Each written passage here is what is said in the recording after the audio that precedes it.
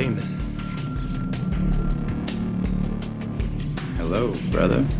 Welcome to MsMojo, and today we're counting down our picks for the most unforgettable characters in their first and last appearance.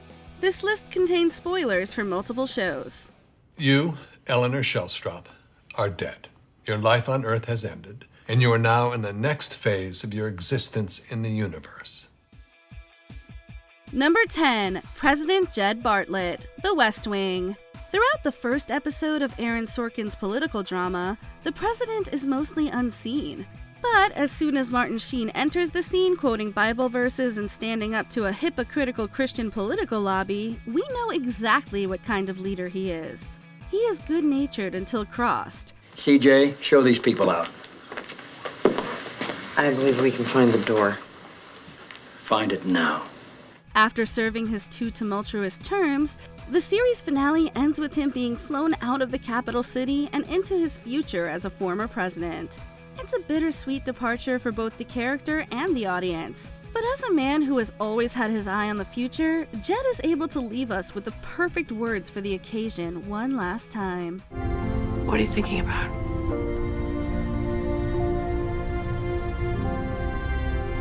Tomorrow. Number 9, Glen Reed, The Walking Dead. Fittingly, the first time we meet the pizza delivery boy turned hero by a zombie apocalypse, he's taunting Rick Grimes over the radio like a boastful gamer. Hey, you. Dumbass. Yeah, you in the tank.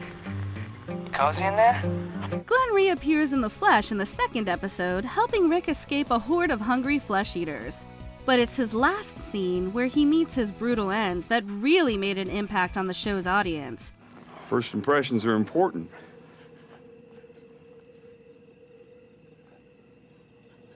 I need you to know me. So,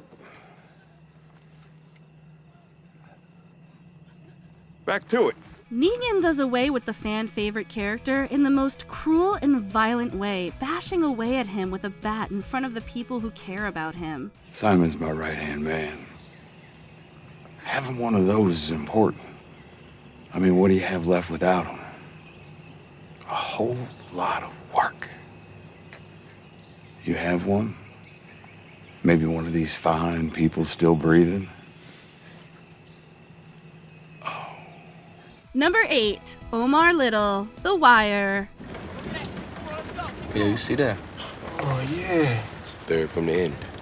That's the stash. One of the most complex characters ever written, the notorious Baltimore drug dealer was a mass of contradictions and a code of conduct to his illegal business practices that set him apart. When we first meet him, he is staking out a potential robbery target. Already, he demonstrates his methodical approach to criminal activities. Just 2. Yo, Omar, come on. Hey, what the?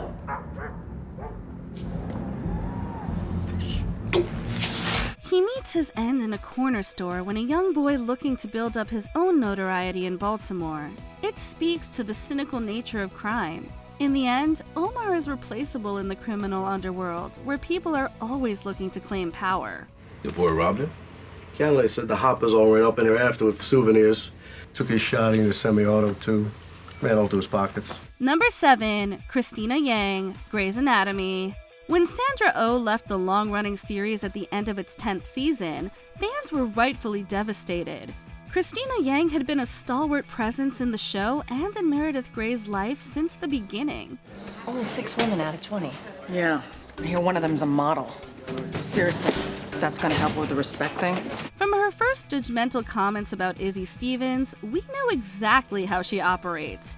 She's hard-hearted and no nonsense. Her friendship with Meredith is one of the things that gave the show its heart. You're my person. I need you alive. You make me brave. In their final moments together, they dance it out for one last time, and Christina gives her some hard-hitting advice. It was the perfect send-off, and the perfect example of why the show was never the same without her. You are a gifted surgeon with an extraordinary mind. Don't let what he wants eclipse what you need. He's very dreamy, but he is not the sun. You are. Number 6. Olivia Pope, Scandal. If you get subpoenaed in front of a grand jury, you can testify as an officer of the court that I was working on my own. I didn't blackmail or threaten her. If you don't get subpoenaed, this never happened. Washington, D.C.'s most ingenious fixer begins the series as a character whose career depends on secrecy and keeping a low profile. She is a creature of the Capitol's shadows. The first time we see her, she's in her trademark white trench in a dingy service elevator. We're gonna get killed. Did you propose? Weren't you going to ask her tonight? I was doing this night. Liv, we're gonna get killed. We're $3 million short. So you flaked. Why are we short? The ambassador couldn't come up with the rest, which is a problem, a very big problem, why we shouldn't even be going up there in the first place. And I did not flake. I'm working for you. Volleying between grilling her associate about his engagement and a high-profile client, this is a woman who can multitask like no other. Over the series, she's unwillingly thrust into the spotlight and must rise to the occasion. Olivia gets her happy ending. More than that, her place in history is cemented by her portrait hanging in the National Portrait Gallery. So I made my own decision. My assignment here is done, and I won't let you come and rain on my future son. Number 5. Rachel Green, Friends. The writing was on the wall for the show's most fateful couple since the very beginning. Ross Geller's laments about his personal life are immediately followed by the first appearance of the karmically attired Rachel Green. Come on, you're single. Have some hormones. See, but I don't want to be single, okay? I just want to be married again.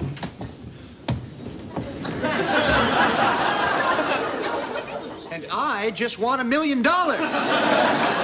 Although it's an ensemble piece, Rachel's entrance sets the entire series into motion. Her manic energy and desperation say a lot about her. I just had to get out of there, and I started wondering, why am I doing this, and who am I doing this for? So anyway, I just didn't know where to go, and I know that you and I have kind of drifted apart, but you're the only person I knew who lived here in the city. Who wasn't invited to the wedding? Oh, I was kind of hoping that wouldn't be an issue.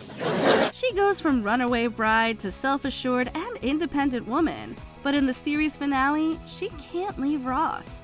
The two are last seen with the others as Monica and Chandler finally move out of their Manhattan apartment. Well, do you guys have to go to the new house right away, or do you have some time? We got some time. Okay, should we get some coffee? Sure.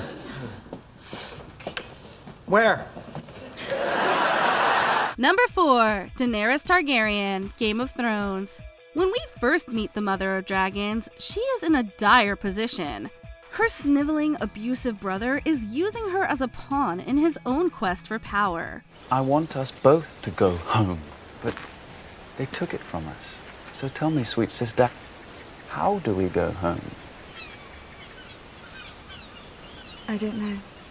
We go home with an army. Over 8 seasons, one of the show's most rootable characters is reduced to a cruel tyrant, driven mad by her own unlimited power. When she finally meets Jon Snow, the man whom fans have been convinced she will fall in love with and marry, it's not the whirlwind romance they might have imagined. It's not easy to see something that's never been before. The good world. How'd you know? How'd you know it'll be good? Because I know what is good. Seeing that she is beyond reason, Jon murders her for the good of the kingdom. It's a sad and bitter end to a character the fans had invested so much in. Was it right? What I did? What we did. It doesn't feel right. Number 3. Fleabag. Fleabag. Throughout the 2 innovative seasons of Phoebe Waller-Bridge's star-making comedy, Fleabag openly addresses the camera and, in effect, us. You know that feeling when a guy you like sends you a text at 2 o'clock on a Tuesday night asking if he can come and find you, and you've accidentally made it out like you've just got in yourself, so you have to get out of bed, drink half a bottle of wine, get in the shower, shave everything, dig out some agent provocateur business, suspend about the whole bit, and wait by the door until the buzzer goes. We first meet her as she engages in a hookup with a random guy. Even her most intimate moments she shares with us. And you spend the rest of the day wondering. Over the series, we come to realize we are almost a coping mechanism for her to disengage from her life. This comes to a head in the final scene when, having moved on from the self-destructive behaviors that hold her back, she also leaves us behind. Literally, the last shot of Fleabag is the title character finally content, walking away from the camera. I spent all this time trying to figure out why nobody on my side. Number 2, Leslie Knope, Parks and Recreation. I like to tell people, get on board and buckle up because my ride's gonna be a big one. And if you get motion sickness, put your head between your knees because Leslie Knope's stopping for no one. Amy Poehler's municipal worker is so optimistic that much of this sitcom's humor comes from the world's complete indifference to her. In her very first scene, Leslie Knope tries to conduct a survey with an uncooperative child and coaxes an inebriated man out of a park slide. The last time we see her, we get a glimpse of her future as governor of Indiana. Not to say that public service isn't sexy, because it definitely is. But that's not why we do it. We do it because we get the chance to work hard at work worth doing, alongside a team of people who we love.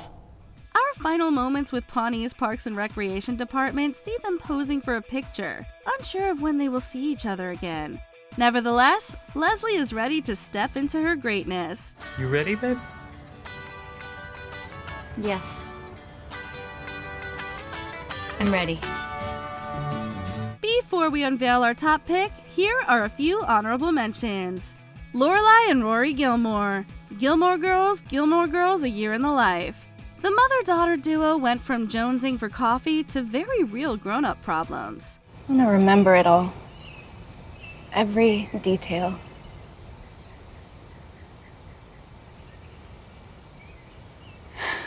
Mom? Yeah.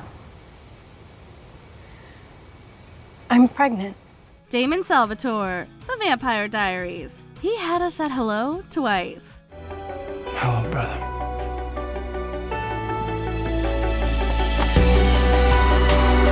Tony Soprano, The Sopranos. Fade in on a mob boss in a therapist's office, then cut to black.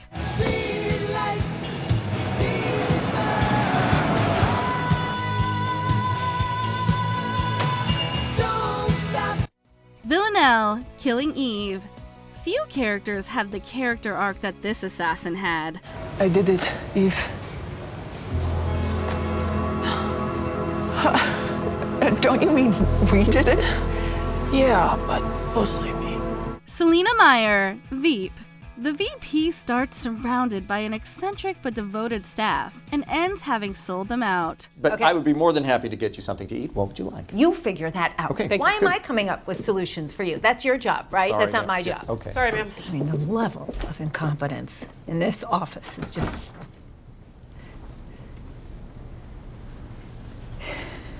Before we continue, be sure to subscribe to our channel and ring the bell to get notified about our latest videos. You have the option to be notified for occasional videos or all of them. If you're on your phone, make sure you go into your settings and switch on notifications. Number 1, Walter White, Breaking Bad. There are going to be some things that you'll come to learn about me in the next few days. I just want you to know that no matter how it may look, I only had you in my heart. This beloved AMC series begins right in the middle of the story. We have no context for how Walter White has found himself speeding through the desert in a camper wearing just his underwear. We know it can't be good.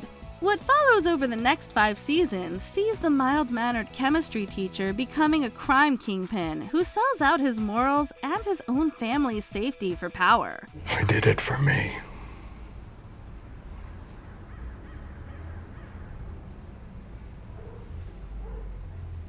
I liked it. Wounded in a shootout in the series finale, Walt dies just as law enforcement arrives. There's a hauntingly serene look on his face as the camera cranes upward. He's no longer the panicked amateur. For better or worse, he dies a professional. Say the words! Say you want this! Nothing happens until I hear you say it. I want this. Which of these characters is your favorite? Tell us in the comments. I hate to see you walk through the final door at the edge of existence, but I love to watch you leave. There we go.